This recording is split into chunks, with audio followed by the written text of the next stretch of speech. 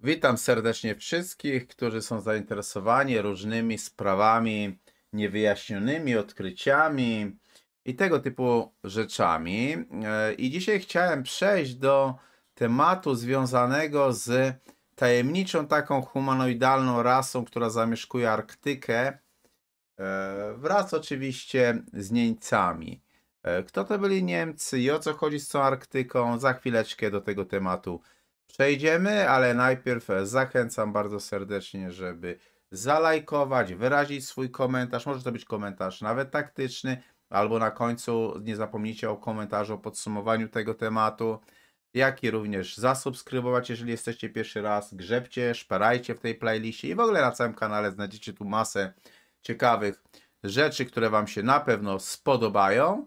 No i jeszcze zachęcam przede wszystkim do dołączenia do grona wspierających, dlatego że wspierający mają wiele możliwości. Mogą na przykład bezpośrednio do mnie zadać pytanie, zaproponować temat i wtedy na ten zaproponowany temat oczywiście powstanie pewien vlog albo pewien podcast. No, myślę, że jest to bardzo fajna szansa na rozwianie wszelkich wątpliwości. Tak, zachęcam, żeby dołączyć do grupy wspierających. A teraz przejdźmy sobie z powrotem do naszego tematu. Kim są Niemcy? Niemcy to taka rdzenna ludność północnej Syberii, która należy do narodowości, do grup w ogóle narodowości ungrofińskich. No i ta ich kultura przetrwała w surowym klimacie Arktyki dzięki umiejętności adaptacji i głębokiemu związkowi z przyrodą. W tradycji Niemcy w tradycji niemieckiej, bo nie wiem jak to odmieniać, kurczę, w tradycji niemieckiej tą centralną rolę odgrywa szamanizm, animizm i taka głęboka duchowość, która jest przekazywana ustnie z pokolenia na pokolenie. No i wśród licznych legend Niemców pojawiają się też takie wzmianki moi drodzy, o tajemniczych innych ludziach, jakichś tam, nie wiem, humanoidalnych istotach, które rzekomo żyły z nimi w symbiozie albo w jakimś tam pewnym dystansie. Były to istoty o takim odmiennym wyglądzie, często opisywane jako niższe, bardziej owłosione, z dużymi oczami i umiejętnością życia pod ziemią albo w jakichś tam niedostępnych regionach tundry. Niemcy nie zawsze określali te istoty jako złe, wręcz przeciwnie powiem, bo czasem postrzegali je jako takie istoty magiczne, które są obdarzone wiedzą i siłą. Nie są to tak naprawdę jednak tylko jakieś folklorystyczne opowieści, bo niektórzy badacze sugerują, że te legendy mogą zawierać echo spotkań z realnymi, chociaż obecnie wymarłymi albo zaginionymi populacjami humanoidalnymi. W pracach etnografów rosyjskich z końca XIX i początku XX wieku, w pracach takiego autora na przykład jak Waldemar Jochelson czy Dmitrij Zelenin, znajdujemy takie opisy opowieści o tych małych ludziach, takich istotach żyjących z dala od głównych siedzib ludzkich, które czasem z tymi szamanami się kontaktowały. No i Niemcy mówili o ich niewidzialności, o jakimś takim powietrznym głosie i możliwości porozumiewania się bez słów. Bronisław Piłsudski, badając kultury Dalekiego Wschodu Syberii, również zanotował historię o ludziach z mgły, bo takich nazwał, ludzie z mgły, których w ogóle zachowania, język i zwyczaje były nieznane i inne niż jakiekolwiek znane plemiona.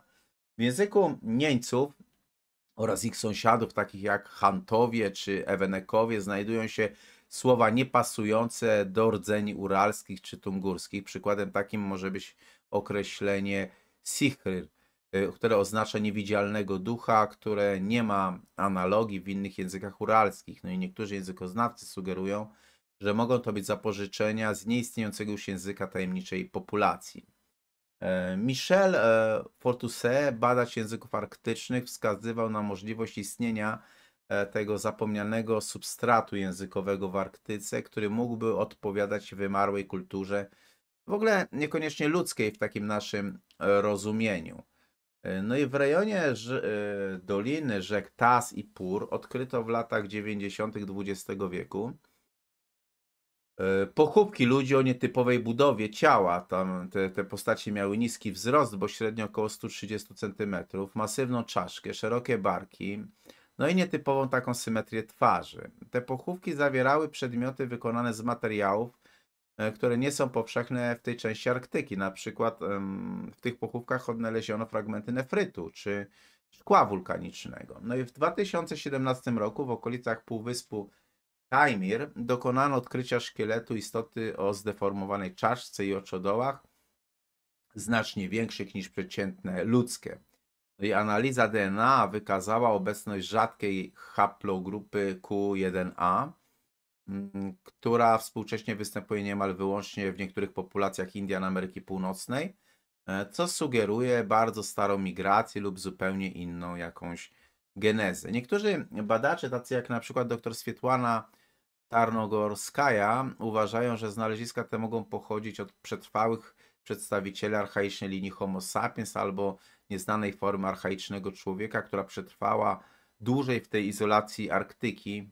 No i Niemcy z tych regionów przestrzegają przed zakłócaniem tych starych grobów, twierdząc, że te dusze nie należą do świata ludzi.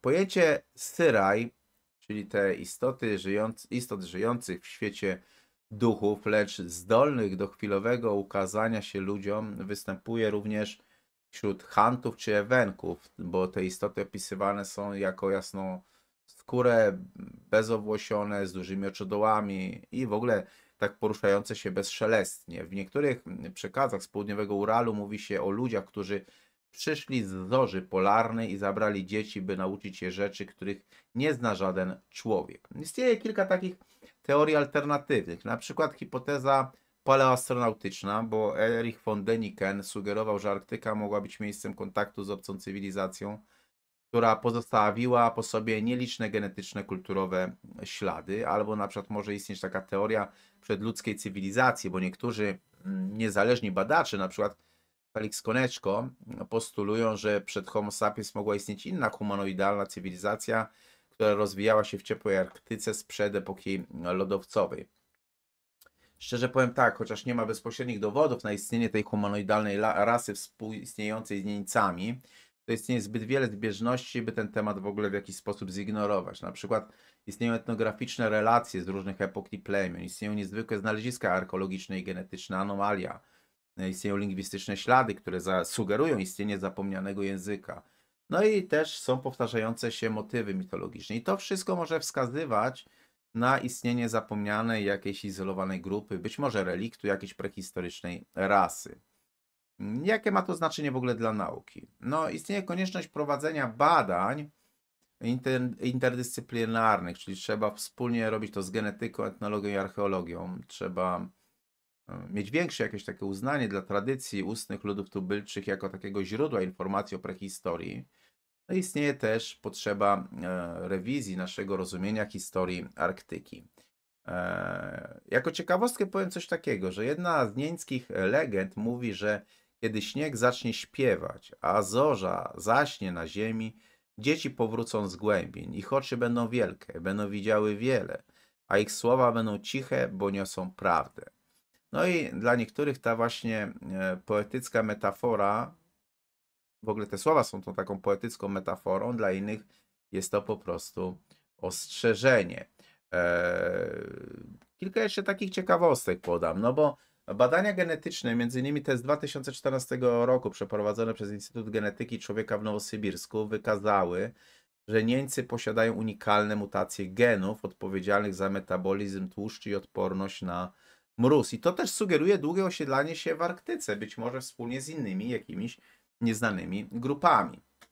Jak sobie poszperamy w mapach z XVI wieku, to niektóre wczesne mapy syberyjskie, które są sporządzone przez Rosjan, zawierają zapiski o karłach górskich, bo po rosyjsku tam jest taki zapis gorny je kaliki.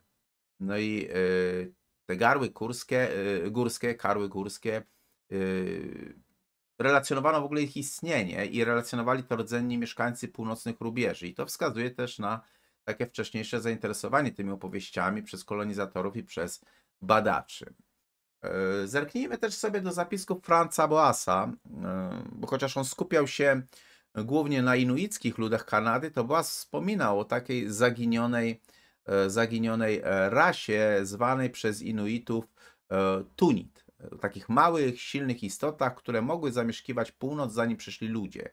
I są to takie drobne paralele z mitami niemickimi. I te paralele, powiem szczerze, są nawet dosyć uderzające. W 2012 roku językoznawcy z Uniwersytetu Helsińskiego zauważyli też takie nietypowe słowa w języku niemieckim, które oznaczały kamień, który mówi, albo na przykład słowa bez dźwięku. I to też mogłoby symbolizować kontakty z istotami posługującymi się telepatią albo jakąś inną formą komunikacji. Kilka jeszcze ciekawostek, które znalazłem. No to w 2015 roku archeolodzy rosyjscy, zespół Uniwersytetu Tomskiego, znaleźli petroklify oraz narzędzia wykonane z obsydianu, który musiał być transportowany z odległości ponad 1000 km. Co więcej w ogóle, narzędzia te nie pasują do żadnej znanej w ogóle kultury syberyjskiej. I badania z 2021 roku z kolei wykazały anomalia genetyczne w strukturze mitochondrialnej DNA jednej z czaszek z epoki brązu. Więc naukowcy stwierdzili brak zgodności z jakąkolwiek znaną grupą genetyczną Eurazji. Odkrycie to zostało opisane w takim czasopiśmie Science Advances jako taki potencjalny przypadek zaginionej haplogrupy arktycznej. Podczas wyprawy, moi drodzy, George'a de Longa w 1879 roku odnotowano relacje o świetlnych zjawiskach w kształcie sylwetek ludzi, które poruszały się gdzieś tam w oddali i które zostały nieodnotowane przez żadnego innego uczestnika. Te postacie nazywano wędrowcami lodu. Nieńscy szamani w ogóle do dziś używają takich masek z motywami dużych, czarnych oczu oraz wydłużonych głów. Według nich w ogóle odwzorowuje to tych prastarych nauczycieli duchowych i niektóre maski znalezione w grobowcach miały nieznane symbole podobne do takiego pisma linearnego, prawda? Legendy, które odnajdujemy o tych małych istotach żyjących pod ziemią, występują również w ogóle u Baszkirów i Jakutów, gdzie mówi się o żelaznych ludziach z przepaści. To też mogłoby sugerować wspólny archaiczny mit albo jakieś takie faktyczne obserwacje nieznanych istot. Na zakończenie powiem tylko, że dzięki technikom takim jak analiza starożytnego DNA czy ADN możliwe jest dziś odczytanie tych genomów z bardzo starych szczątków i to może przynieść odpowiedź na pytanie o ich pochodzenie i o te relacje z Homo sapiens. A takie regiony jak Syberia przez dekady były marginalizowane w badaniach archeologicznych, no i ich eksploracja może ujawnić naprawdę unikatowe informacje o wczesnych populacjach.